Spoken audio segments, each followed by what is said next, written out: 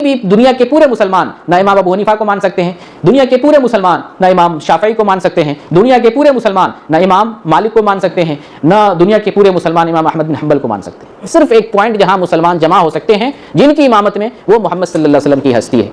कि ये जो इमामत वाली बात है, जो शियों के दौर में भी वही बात थी, तकलीदी सिलसिला शुरू हुआ, वहां पर भी इमामत की बात है।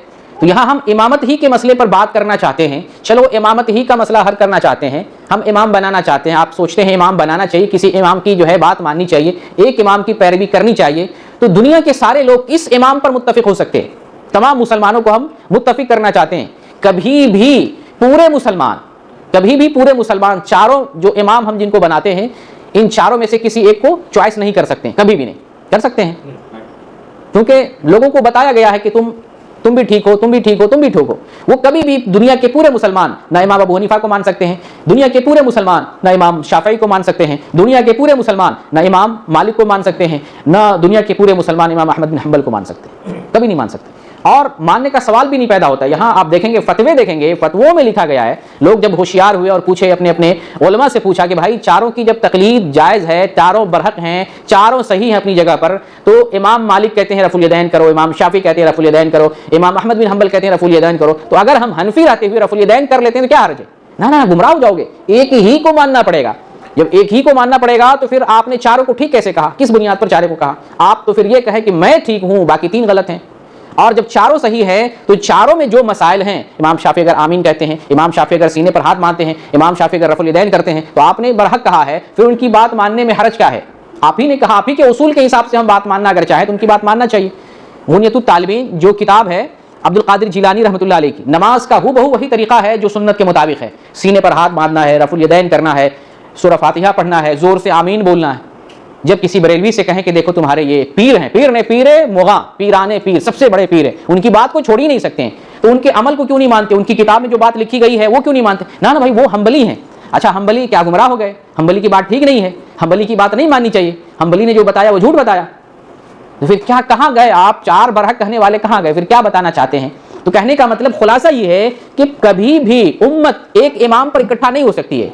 जब काबा में नहीं इकट्ठा हुए लोग, काबा के बाहर कैसे एक इमाम पर इत्तेफाक कर सकते हैं? आइए मैं आपको एक हल बताता हूं, एक ऐसे इमाम की बात बताता हूं जिस पर सब लोग इकट्ठा हो सकते हैं, मान सकते हैं। वो कौन इमाम है? मोहम्मद सल्लल्लाहु अलैहि वसल्लम है। इस पर इकट्ठा हो सकते हैं, यकीनन हो सकते हैं, इंशाअल्लाह भी लगाएं, यकीनन मोहम्मद सल्लल्लाहु अलैहि वसल्लम वो जात है जिनकी इमामत पर सब लोग इकट्ठा हो सकते हैं, जमा हो सकते हैं। कैसे जमा हो सकते हैं? जैसे मोहम्मद सल्लल्लाहु अलैहि वसल्लम की इमामत में तमाम अंबिया ने नमाज पढ़ी है। सुभान अल्लाह, याद कीजिए उस मंजर को, जब मोहम्मद सल्लल्लाहु अलैहि वसल्लम मक्का से निकलते हैं, बैतुल मक़दस पहुंचते हैं और हजारों अंबिया की इमामत कराते हैं। तो हम क्यों ना उनको इमाम बनाएं जिन्होंने अंबिया की इमामत कराई है, मोहम्मद सल्लल्लाहु अलैहि वसल्लम की जात। और मोहम्मद सल्लल्लाहु अलैहि वसल्लम वो हैं, महशर में जब हिसाब व किताब के लिए सारे लोग परेशान होंगे, सब परेशान होंगे, तो लोग दौड़ेंगे आदम अलैहिस्सलाम के पास, आइए अल्लाह से कहिए हमारा हिसाब व किताब कर दें, बहुत परेशान हैं हम लोग, बहुत दिन हो गए, परेशानी और बेचैनी का आलम है, अल्लाह से कहें हिसाब व किताब कर दें। आदम अलैहिस्सलाम उज़्र पेश करेंगे, नूह अलैहिस्सलाम उज़्र पेश करेंगे, इब्राहिम अलैहिस्सलाम उज़्र पेश करेंगे, ईसा अलैहिस्सलाम उज़्र पेश करेंगे, मूसा अलैहिस्सलाम उज़्र पेश करेंगे कि नहीं हमसे नहीं होगा। लोग कहाँ आएंगे? मोहम्मद सल्लल्लाहु अलैहि वसल्लम के पास। घूम फिर के अंबिया भी भेज रहे हैं कि जाओ मोहम्मद सल्लल्लाहु अलैहि वसल्लम के पास। जिनकी तरफ अंबिया भेज रहे हैं उनकी तरफ हम आना नहीं चाहते। और मोहम्मद सल्लल्लाहु अलैहि वसल्लम को शिफाअत उज़्मा, शिफाअत उज़्मा, शिफाअत कुबरा, ऐसे मकाम महमूद भी अजान की जो दुआ पढ़ते हैं, मकाम महमूद, यही वो है शिफाअत उज़्मा। सिर्फ मोहम्मद सल्लल्लाहु अलैहि वसल्लम को ये शिफाअत मिलेगी। आप सल्लल्लाहु अलैहि वसल्लम अल्लाह रब्बुल आलमीन के सामने सजदा रेज़ होंगे, अल्लाह ताला कहेगा इरफ़ा या मोहम्मद सल तुअता, अपने सर उठाइए और क्या मांगते हैं, क्या कहते हैं, आप हमसे अर्ज़ कीजिए। तो जब अल्लाह रब्बुल आलमीन मोहम्मद सल्लल्लाहु अलैहि वसल्लम की बात तस्लीम करेंगे, बात मानेंगे और उम्मत के दरमियान फैसला करेंगे, तो हम क्यों ना उसको इमाम बनाएं जिसको अंबिया ने इमाम बनाया है। मोहम्मद सल्लल्लाहु अलैहि वसल्लम की ज़ात वो ज़ात है। मोहम्मद सल्लल्लाहु अलैहि वसल्लम जन्नत के दरवाजे पर जाएंगे, जन्नत का दरवाज़ा खटखटाएंगे, आवाज़ आएगी, खाजिन कहेंगे कौन? मोहम्मद सल्लल्लाहु अलैहि वसल्लम आवाज़ लगाएंगे। ये सही मुस्लिम की हदीस है। मोहम्मद सल्लल्लाहु अलैहि वसल्लम कहेंगे अना मोहम्मद, मैं मोहम्मद हूँ। तो खाजिन जवाब देंगे आइए आइए आपका इस्तकबाल है, मुझे तो यही कहा गया है कि आपसे पहले जन्नत का दरवाज़ा किसी के लिए नहीं खोला जाएगा। सुभान अल्लाह। तो जिनके ज़रिए जन्नत में जाएंगे, जिनके जाने के बाद जन्नत में जाएंगे, जो जन्नत का दरवाज़ा हमारे लिए खुलवाएंगे, हम उनकी इमामत पर क्यों नहीं इत्तिफाक करना चाहते?